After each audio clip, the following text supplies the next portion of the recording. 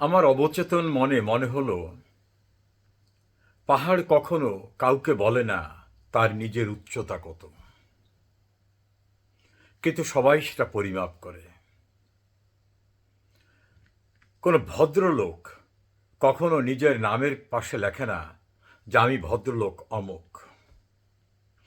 লোকজন তার আচার আচরণ, বৈশিষ্ট্য, স্বভাব চরিত্র, তার বুদ্ধিমত্তা, তার বিনয়, এর থেকেই তাকে ভদ্রলোক হিসাবে চিহ্নিত করে। কোনো অসভ্য, ইতর, বর্বরকে নামের সঙ্গে কোনো শব্দ দিতে হয় না। তার কৃতকর্ম, তার আচার ব্যবহার, তার বাচনভঙ্গি, তার কণ্ঠস্বর, তার ম্যানার, এটিকেট, শিষ্টাচারহীনতা, অসভ্যতার ভিতর থেকেই সে নিজেই প্রমাণ করে দেয় যে নামের সঙ্গে লেখা দরকার নাই। সে একটি ইতর, সে একটি অসভ্য, সে একটি মানুষরূপী অমানুষ। এখানে বিভাজন করা একটু সমস্যা, কারণ অমানুষগুলো দেখতে একেবারেই মানুষের মতো। তার বৈশিষ্ট্যের প্রকাশ না হওয়া পর্যন্ত বোঝা যায় না যে মানুষরূপী কোনটা আসলে মানব আর কোনটা দানব। এর সঙ্গে অনেকগুলো বিষয় জড়িত আছে। অনেকের পারিবারিক কালচার, অর্থাৎ পরিবারের সংস্কৃতি, মা বাবার শিক্ষা, বেড়ে ওঠা, যাদের সঙ্গে মেশে সেই পরিবেশ। কারণ ইতর পরিবেশে থাকলে, ইতর বৃত্তির সঙ্গে সম্পৃক্ত থাকলে, পারিবারিকভাবে শিক্ষা না পেলে তারা মানুষের সঙ্গে দুর্ব্যবহার করবে, শব্দ চয়নের ক্ষেত্রে অসভ্যের মতো করবে, কথা বলার সময় গণ্ডারের মতো চিৎকার করে উঠবে, অসুরের মতো দেহভঙ্গি করবে। পার্থক্যটা যার যার কৃতকর্মে, এবং কেউ কেউ বলেন যেগুলো পারিবারিক বিষয়ের সঙ্গে অনেক সম্পৃক্ত। আমি কখনো আমার কাউন্টার পার্টের পলিটিক্যাল অ্যাটাককে বিষণ্ণ হই না, কারণ এটা তো ন্যাচারাল। আমার পলিটিক্যাল কাউন্টার পার্ট আমাকে অ্যাটাক করতে পারেন, এটা নিয়ে আমি শঙ্কিত না।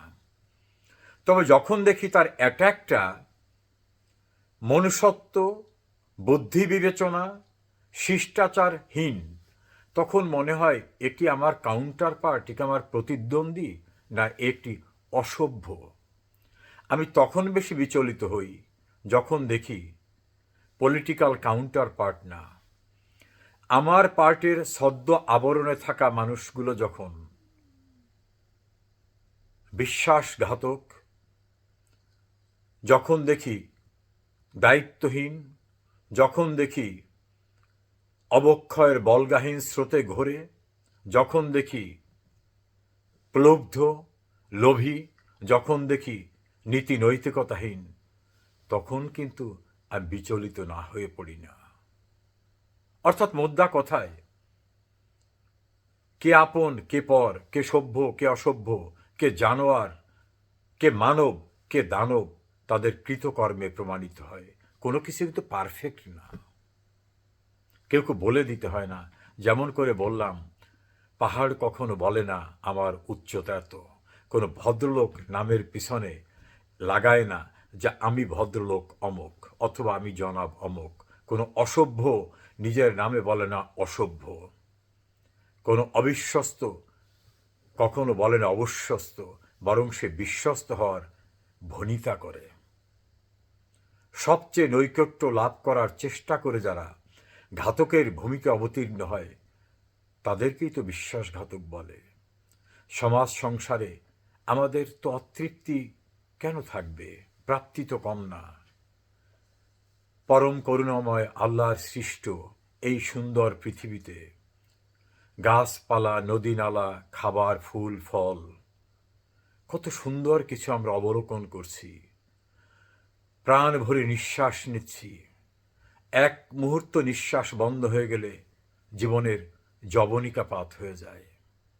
রাতে ঘুমিয়ে যাওয়ার পরে সকালে উঠতে না পারলে দেহটি নিথর হয়ে যায়। সৃষ্টিকর্তা কত নিয়ামত দিয়েছেন। আমাদের ধর্মীয় গ্রন্থে পবিত্র কোরআনে একটি কথা বারবার বলা হয়েছে, ফাবি আইয়া আলাই রব্বিকুমা তুকাজ্জিবান। আল্লাহ বলেন, তোমরা আমার কোন নিয়ামতটাকে, আমার কোন সৃষ্টিকে অস্বীকার করবে? আমরা সব পেয়েছি, তারপরে যদি অকৃতজ্ঞ হই, অসভ্য হই, ইতর হই, অবিশ্বস্ত হই, সে দায় দায়িত্ব তো আপনার, আমার, আমাদেরই।